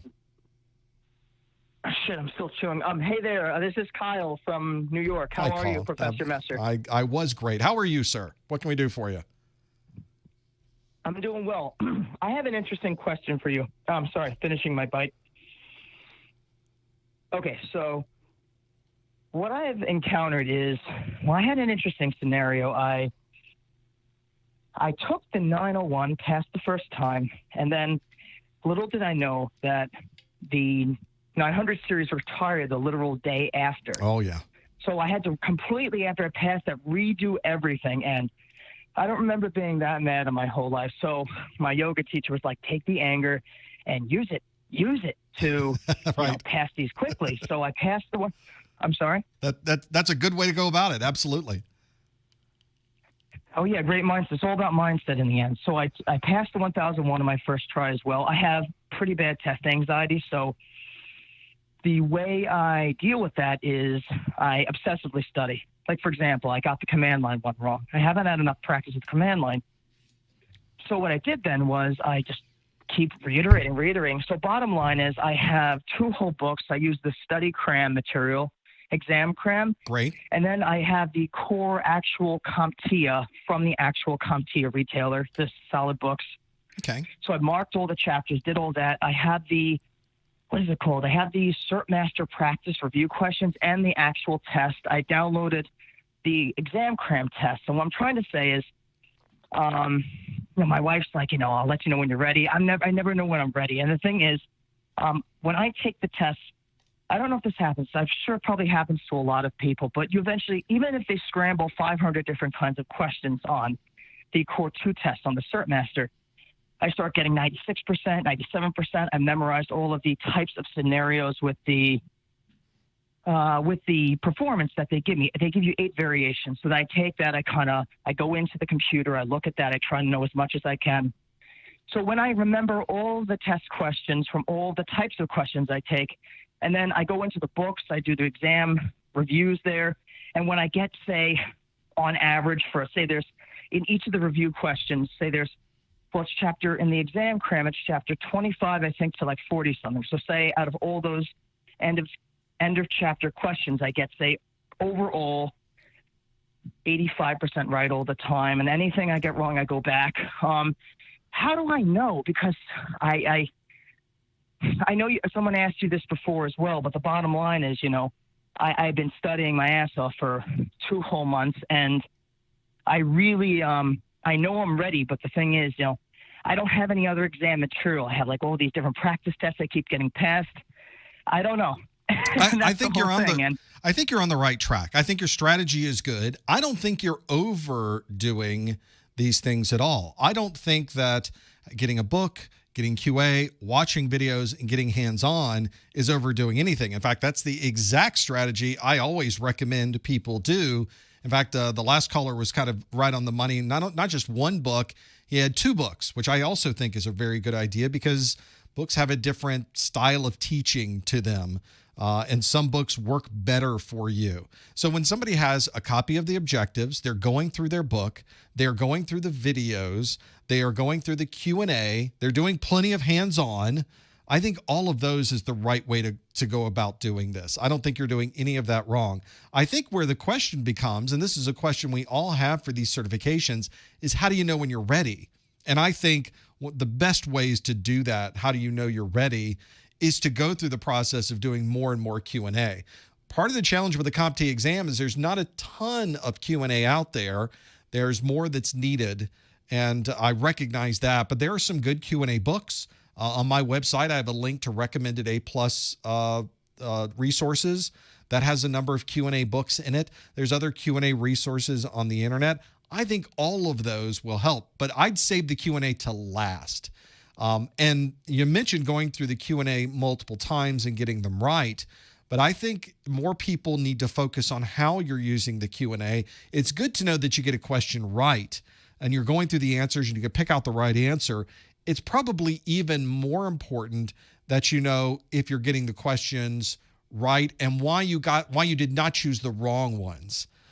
those become almost as important, I think, because then you're able to pick out, why was that one wrong? Why was that? Was I just guessing? Did I memorize what the right answer was? I need to go through and not only understand why that's right, but why the others were wrong. And you'll find that a single question is now teaching you in 4 different ways, whereas before you were just learning one thing. I think if you focus on that, you're going to do just fine. I appreciate the call. That's one where I think any of those are going to help you. Nice job with that. To the chat room real quick, I mentioned somebody was asking about questions for this. Let's scroll up a bit so I could remember the question for all of these that came through. One of these that I find is interesting in running through all of these different challenging questions that you'll run into. Let's see if I can find that one I was mentioning earlier. Maybe it's gone already. Maybe I missed it. We'll have to circle back during this next call to have all of those things there. I think one of those is one that I can circle back to. As I mentioned before, you can call in on the phone lines or put your questions in the chat room. You can get there at professormesser.com/live. Put the chat in there. Or if you're watching live on the YouTube, it's the YouTube chat that I'm watching there to get those questions coming through. Let's go to the calls again, to the 774 area code. Hello, caller. What's your name? Where are you calling from? Hey, how are you? Paul is my name, Hey, from Paul. Ireland. Oh, thanks for calling. What can we do for you? I just have a question. I actually missed your study group due to not getting back from work because it's nearly 6:30 in the evening here in Ireland. So would it be possible for you to give a bit of insight on the performance questions that will come up in the 1002 exam? I'm quite comfortable with the question, the multiple choice and whatnot, but I've only ever experienced performance questions when I did the 1001, and that was about a month ago. Right. I passed that. And I did quite well on them. I won't lie. I did quite well on the performance questions. I knew them straight away, but it's a worrying thing for me because it's something I haven't experienced in an exam scenario before. So I'm wondering if you could give any insight on that. It's probably one of the larger places for anxiety on the exam is these performance-based questions. These were a question style that was released, I want to say, in the 900 series. So it's the previous series where they really started doing these performance-based questions. And a performance-based question is simply a question that is not multiple choice. It's still asking you about the same content from the exam objectives. It's still asking you about the same types of things that you would run into on a multiple choice question. It's simply asking it to you in a different way. And people will generally find on their exams fill in the blank questions. Not a lot of those, but some of them are fill in the blank. Maybe they'll put you at a command prompt and ask you to complete something. Generally, it may be a drag and drop. Maybe they're doing a matching question. Maybe they want things to be put in an order from highest to lowest or fastest to slowest. It just depends on the scenario. One of the things we do in our study groups is the very first new question of the month is always a performance-based question. So if you were to go back to any of my study groups and you were to look at the YouTube video description, you can actually find the timestamp where I asked the performance-based question of the month. And that may be a good way to go back through the last 12 of those to be able to find it, is to find exactly I try to do one that's different each month, and then we circle through every 12 months because I think it becomes difficult to write performance-based questions after that point. But that may be a good way to do it, is to get a feel for those. I've also found that a lot of places online that have Q&A that are sold in a book form or an online form that are very well regarded will also have sample performance-based questions in theirs as well. And those may be another good place to be able to go through the process of figuring out, how do I become familiar with those? Ultimately, I think what you're going to find out is that the exam questions for the performance-based questions don't turn out to be so bad. I think it's fear of the unknown. It's how do we go about doing this? And then you end up getting it and thinking, oh, that was it? That was a performance-based question? Okay, well, I worried too much about that. I think once you get them and you get through them, very similar to your first exam, I think it's not as bad as we first thought it was going to be. No, I definitely agree. The first one definitely wasn't. But I've been trying to look online and to try and find not so much answers and whatnot, but I'm trying to get some examples of what I might come up against. And just obviously trying to prepare myself as much as I can. I'll definitely look back over your videos. I didn't actually realize that. I'm quite new to your video series, and I'm currently going through your video series for the 1002 now. So it's much appreciated for you putting those up online. But yeah, I'll definitely do that. But can you give any insight on what sort of questions we would, the performance questions to expect? As in, do you have any examples of what might come up? I do. Does that make sense? For example, today we had a question where I put you at a command prompt, and I think the question asked, today's was kind of hard, I think. You normally don't see one quite this hard, but you could see one on the exam. People were saying this is not a bad idea. So I put you at a command prompt in Windows and said, from the command line, display all of the available volumes on a physical storage device. There you go. And you were responsible for now at the command line typing in the commands that would allow you to view the available volumes on a physical storage device. So already there's a subset of things you know it's going to be, because there's only 5, 6, 7 different Windows commands you have to know. And then from there, how do I figure out how to answer the question that they're asking? Previous study groups have been matching questions. I've asked questions about Windows upgrades. Do you upgrade or do you do a fresh install? When going from different versions to different versions.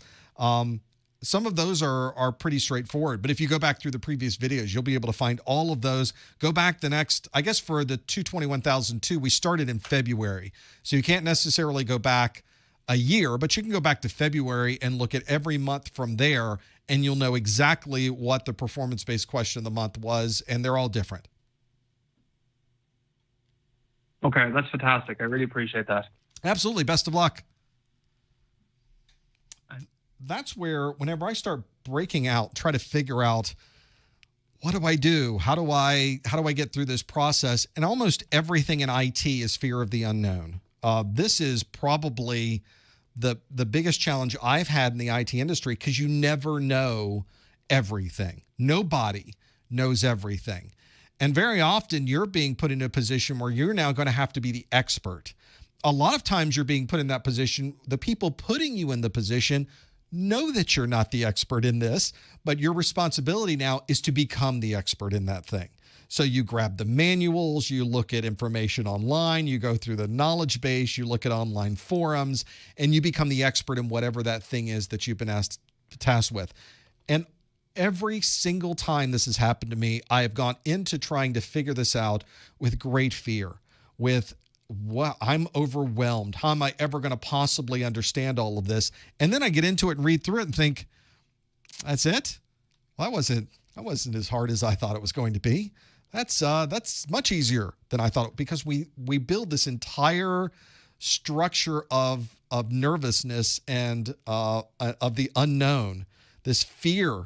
It's raw fear of the unknown that we're trying to work through, and it's massive and it seems insurmountable, and then ultimately wasn't a big deal at all. So that's one of the things I always recommend with people. Don't worry about the performance-based questions. It's the same information from the exam objectives. They're simply asking you in a different way. And if you know that, you're fine to be able to work through all of those. I think that's one that helps me too, whenever I start going through all of these too. Don't make yourself crazy. It's not gonna do that for you. Another quick question from the chat room. The 2 questions from the chat room. Thank you for reminding me on what the last question from the chat room was, which, can we get our hands on the exams questions that were done previously, previous versions of the exams? CompTIA does not release previous exam versions. For those of you that have studied for other non-IT certification exams or non-IT exams, you've been studying for a law school, you'll know that you can go back. Is it the LSAT for law school? You can go back and get all the previous LSAT exams and read through them. They release them and make them available. CompTIA doesn't do that. So, in fact, most IT certification entities don't provide you with previous exam questions. So sorry about that. That's one of those that I think that just doesn't work out so well. So don't worry about that so much. Focus on the questions that other people make available online, especially from the reputable sources that can give you some examples of these things and working through them. I think that might help you as well whenever you work through those, and having a familiarity with what those exam questions might be. Another question from the chat room, then we'll go back to the phone lines. Thank you for holding, if you're holding on the phones there. Do I suggest to take one core exam at a time? And I cannot stress this one enough because I've watched people talk about this in Reddit this week, and it's infuriating in some ways. It's frustrating for me because the two exams, the Core 1 and the Core 2, this is the 221,001 and the 221,002 exam, those exams are very independent of each other. There's very little overlap, relatively little overlap between those two exams. I would highly recommend you study for one of those. Doesn't matter which one you do first. You can do them in any order. Pick one exam, take the 1001 exam, study for the 1001, study everything about that 1001 that you can do, get ready for the exam, and then take that exam. Only then do I recommend you shift gears and study for the 1002. I recognize that this is not a common recommendation. There are others in the industry that will tell you, no, just take both of it at the same time. It's A+. Take the A+. It's all the same thing. I think that is ill-advised. I think that is bad advice. I think that is outdated advice. I think back when it was the 800 series exams, we're talking more than 6 years ago now, and back, there was a lot of overlap, that there was a good reason that you might want to take both of those exams at the same time. I think that the recommendations you're seeing about taking both the exams at the same time are recommendations that were either made back in those days or they still think the exams are like the ones back in those days. I would focus on one at a time. Now, if you're somebody who's in the industry, you've been doing this forever, you're extremely familiar with these topics, you just need to get the certification because of a requirement at work, and you've already studied everything, you went through everything, a week later, you really feel comfortable with the exam, you're someone who could take both of them at the same time. That's practically nobody. None of us are at that level, generally speaking. So focus on one at a time. You'll save yourself a lot of work. You'll save yourself a lot of frustration and worry and having to do all of those things. So don't take both at the same time. One at a time. That should be our watchword. One at a time, and you're going to be fine with that. Back to the phone lines. Thanks for holding for so long. Caller 757 caller. Thanks for calling. What's your name? Where are you calling from? Talking to me? I'm talking to you. Hey, how you doing? This is Bill Pollard, man. How you been? Hey, Bill. Thanks for calling. What can we do for you? Hey, just to let you know, you gave me a shout out a couple weeks ago on the Security Plus thing. I passed my, Security Plus. Nice. Got that done. And now I'm working on the A Plus recommendation, to get that done. And I just want to let people know, when you go in and you're going to take these exams, it's a lot of hype. It really is. It's like, oh my gosh, this is the hardest thing you're ever going to do in your life. Right. But if you think about what is going on and you do it, it's all about the test-taking skills. You got the performance-based questions. Like you say, in the beginning, they hit you with these questions. You can skip them, glance at them, skip them, and move on or whatever, but it's the test-taking skills. So, they usually give you 90 minutes to take this test. That's an hour and a half. So you got 30 minutes for the performance-based questions, and then, an hour for the multiple choice questions. And if you go through it with that in your mindset and go, hey, let me look at the questions. If I know it, yeah, go ahead and do it. But, give yourself like 30 minutes for the performance-based questions and then 60 minutes for, that's a minute a question. As you go through it, just, you work through it. And then if there's something you're not sure about, flag it, give you a little bit of time to go back and review it at the end.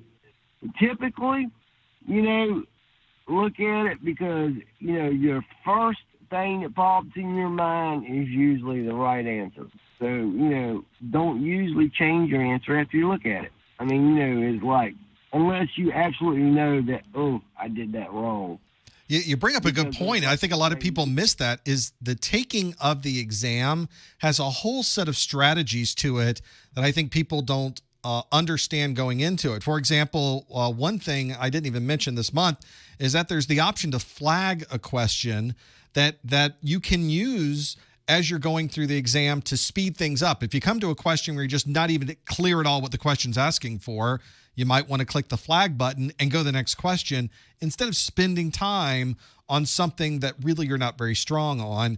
You may not even realize that option is there until you get into the exam room, and by then it's too late to use that as a strategy. So you're right. Use the functions of the exam itself to make things easier during the exam process.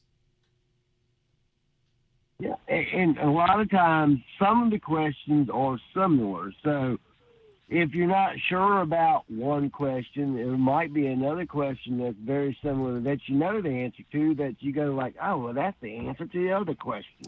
The exam itself gives you the answers you were looking for on the exam itself. It's so true. So that, that's it. And that's all I wanted to say, is like, I know it is arduous and you think it's all this thing, but if you take the time, as long as you know the material, and you go in there with the mindset and have your skill, know how much time you've got, you sit down and take the exam, you can do this. That's perfect, Bill. Thank you. Congratulations on your Security Plus. Best of luck with your A+, and we appreciate that. Yeah, not a problem. Thank you, Professor Messer. I like watching you and all your videos and everything. Thank you very much. Thanks for watching. I appreciate it. Take care. That's whenever you walk into the exam, and if you haven't read about what the exam experience is like, there's some good YouTube videos out there that go through this. Become familiar with what you're going to be faced with on the exam. Here's another one quickly before going back to the phones, is that on the CompTIA exam, you can hop between any question you would like at any time. You can go to the last question and do it first. You can jump to the middle. You can jump then back and forth. Not all IT industry certification exams allow you to do that. Some industry certification exams, you start at question 1. When you submit question 1, you can't go back. You have to now deal with question 2. You also can't go forward. You have to concentrate on question 2. Once you answer question 2, you can't go back to questions 1 and 2 at that point. And you can't jump forward past the one that you happen to be on. So that's where you should focus on, is really understanding the strategies of the exam and what you can do. CompTIA allows you to jump around as much as you like, and you should use that capability, that functionality to your benefit. Let's go to 313. Hi, caller. What's your name? Where are you calling from? Hey, what's up, Professor? My name is Nick. I'm calling from Detroit. Hey, Nick. Thanks for calling. What can we do for you?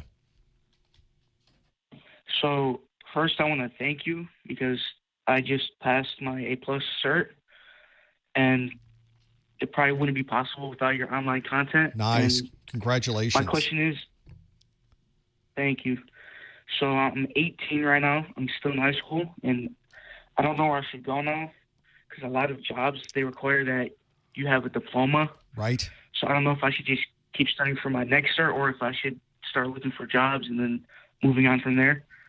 Well, there's nothing wrong with getting a part-time job when you're in high school. I certainly had one. A lot of people I know had part-time jobs in high school and through college. So absolutely look around for places that have IT repair, computer repair, local computer repair places. Best Buys of the world will often hire people at part-time. Plus, it's a great place to learn the things that you didn't get from any of the certification exams. People in the chat room even mentioning, yes, internships, also a very good thing to consider because you're in high school. Money is not the primary focus. You should be trying to sponge up as much knowledge as possible, which, by the way, turns into money later on once you get into the world. Most employers, and you've already seen this, would like you to have a formal education. They want you to have a high school or even higher college degree whenever you get in there, especially at the IT levels. They're looking for a bachelor's degree. It does not have to be a bachelor's degree in IT, but a bachelor's degree from a BS would be good. A bachelor's of science would be ideal. Any one of those particular kinds of degrees. Even my degree's in business. It's not a technical degree, but it's one that I could apply that information to the jobs that I was going to. IT also changes so rapidly that by the time you've learned what you've needed to learn for this A+, 10 years from now, when you really start making tracks in the IT world, it's all going to be different anyway. We're all going to have different technologies. There's going to be new and different industries that have suddenly cropped up. So you always have to keep moving forward. Certifications are, of course, important, and it's great that you have your A+, because that's going to make employers recognize that you really are interested in these technologies and that you're willing to put the time in. People also would like to see that you have some practical experience, and that's where I'm mentioning to you the part-time job, the internship. It's a little easier to get those part-time jobs and internships now. And because of that, when you finally get to a point where you've finished your 4-year degree in college, and now you've got the IT degree, the college degree, whatever it happens to be, now you have both the things that most people don't have. You've got a formal education and you have practical experience, that's pretty powerful stuff to have on a resume. Right. So none of these things replace the other, by the way. Your certifications don't replace experience. Experience doesn't replace a formal education. People seem to think there are different categories of importance here, and for certain employers there is, but you never know walking into the employer what they think is the most important thing. None of these things they all work together. So the more of this you have as separate entities, the more of those different categories you can choose from, the better off you're going to be able to present in front of an employer. Thank you. Thanks, Nick. I appreciate your call. Best of luck and congratulations on the A+. Thank you very much. Have a good day. I think that's one of the things that we sometimes mistake. We sometimes think, and I've seen this written online, well, experience trumps everything. If you have experience, you don't need anything else, which could be true for some employers. I work for other employers where the formal education is more important to them. And it may be that the experience you have is different than the experience that they want, which also becomes a problem for this. The real thing I think is important is not to settle for the positions, the part-time jobs and the internships that are not technical. It's so easy to do that in high school, right? You could go get a job working at the burger farm, at the Shake Shack. But so much more valuable if you could spend time volunteering at a nonprofit and making sure their antivirus is up to date and they have all the patches for their computer. That's like an hour a week that you might spend. And you're not only learning more about what they need on their computing systems and IT, you're also getting practical experience, and their systems are now protected. And they can't, generally these places can't afford to have an IT person come in to do that. So you've got places you can go to use your skills in ways you may not have even thought of yet. So that comes handy. That may be useful. Consider that, to have that. This is one where, and a good example in the chat room, we're talking about experience versus certifications.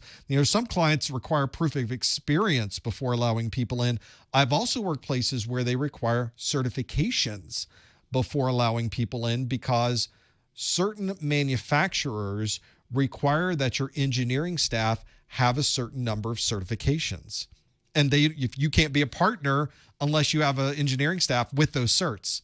So it also becomes almost more valuable in those environments for you to have certifications. So that's a good example of what I mean. You never know walking in where the emphasis is. So you need to have as much of those things as possible to be able to do that. Another question we'll take from the chat room. Which platform? Let's choose between Microsoft Azure. We've got Amazon Web Services, AWS, the Google Cloud, Rackspace. Just start naming them, all these cloud-based services. Which has more value to be trained in as a skill set for cloud engineers? Well, generally speaking, and this kind of applies across the board, if you know one person's cloud architecture, you can apply the same methods and perspective to someone else's cloud architecture, even though the switches and the dials you press are different. The front ends are different. Using them is a little bit different, but the structure is very similar. The orchestration process is very similar. So a lot of these things, once you learn one, you can apply towards the others. As for which one has more valuable, you're going to have to ask the person who's hiring you. With some people, AWS is more important. With others, Azure is the most important thing. It almost helps to know all of them. You get to a point, though, obviously, you can't know everything. That's one of those where it might help in your area where you might want to look at all the different employers, look at maybe cloud engineer. There's a job description, just a broad cloud engineer, and find out what their cloud engineer requirements are. Make a spreadsheet. Go through company A, company B, company C, company D, company E. What are they looking for? Let's see. 4 of them wanted Microsoft. 1 of them wanted Amazon. Maybe that's the way it is in your geography. If you go into a different part of the world, different part of the country here in the United States, the East Coast and the West Coast may be completely different in their requirements. And the federal government may be different on top of that. The federal government Department of Defense may be different than the federal government non-Department of Defense. That's what you run into constantly. But once you have the idea behind cloud computing, how you would deploy this architecture, how you would build out the virtualization, how you would orchestrate that, your knowledge of Python, it all applies across the board. So some of these fundamental skills that you're going to have in cloud computing, you'll be able to use no matter where you go.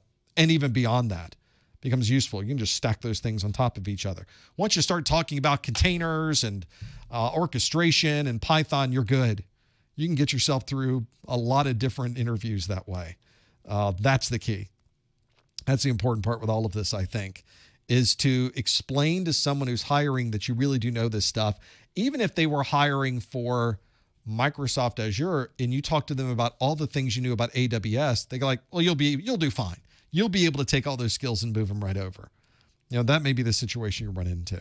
So I think that's where I would focus my efforts, is not on any single one of those, but maybe a broad scope. A lot of those cloud-based services, by the way, have free tiers, not 3 tiers, free, as in no cost tiers that you can use to start using the front end, using the architecture. You can build out a server. You obviously can't do very much on it. You can't send a lot of data back and forth. You can't use that as a production web server and hope not to pay anything. But they do have certain tiers where you can build out this VPN, the web services. You can build in the orchestration. You can create the logging. You do all of these things. It doesn't cost anything. So a lot of these, it's just it's up to you. Go do it. Build your own lab. And then don't forget to turn it off or tear it down when you're done so they don't bill you. If you're doing this on Amazon, I use Amazon. Part of what I do is on Amazon. I go across multiple cloud-based services for the things I do on my site. I am not on any single one intentionally. But Amazon allows you to set a global alarm alert on how much you're paying.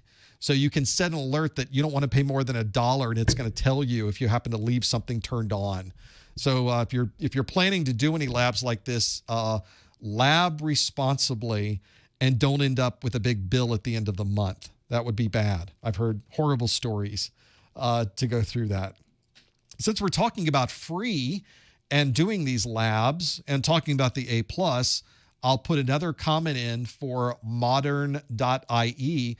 That is Microsoft's Microsoft Edge website. And I know you're not doing Edge development. That's okay. On the Microsoft Edge developer website, which is modern.ie, like the modern world, the modern.ie, you can download virtual machines for Windows 7, Windows 8.1, and Windows 10, which, by the way, are the 3 operating systems you need to know for your 221,002. So that's an easy one. That's a free one. and that doesn't cost anything. Load up your VirtualBox, your VMware player, whatever your favorite virtualization software is, and you're good to go. Free operating systems, no cost. As long as you don't use them for production use, they are perfectly legitimate to use for your A+ training. I've already read through the EULA, which we learned about today.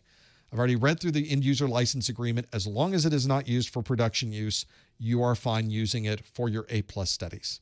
So another good freebie to save you money option with all of those. There's plenty that you should be working on for a home lab to do those things. For A+, it's usually the operating systems. Get a virtual machine running of Linux. Get a VM. Well, it's kind of hard to get a VM running of Mac OS because Mac OS is only licensed to run as a VM on Apple hardware. And if you had Apple hardware, you would already be running Mac OS. There are some Mac OS resources available on the web where you can buy time. They're relatively expensive, though. And quite honestly, for the A+ exam, all of the command lines you do in Linux are exactly the same command lines you would do in Mac OS. So there's no benefit there. Really, the only thing you would want Mac OS for is to understand some of those utilities. But I show you those utilities in my video, and there aren't that many. We're talking 4 or 5. Here's Finder. Here's your an actual key ring. No, the Mac OS key ring. Here is, so we go through those in the video, and then you're done. So that makes it easier. So you don't have to get Mac OS, but very easy to get a VM of a Linux distribution and all of the Windows distributions. They're all available either from modern.ie or from other sites on the net for Linux. Or install a fresh Linux, install yourself on a virtual machine. There's a good lab for you. Once you've done that, you're finished. You never want to install Linux again.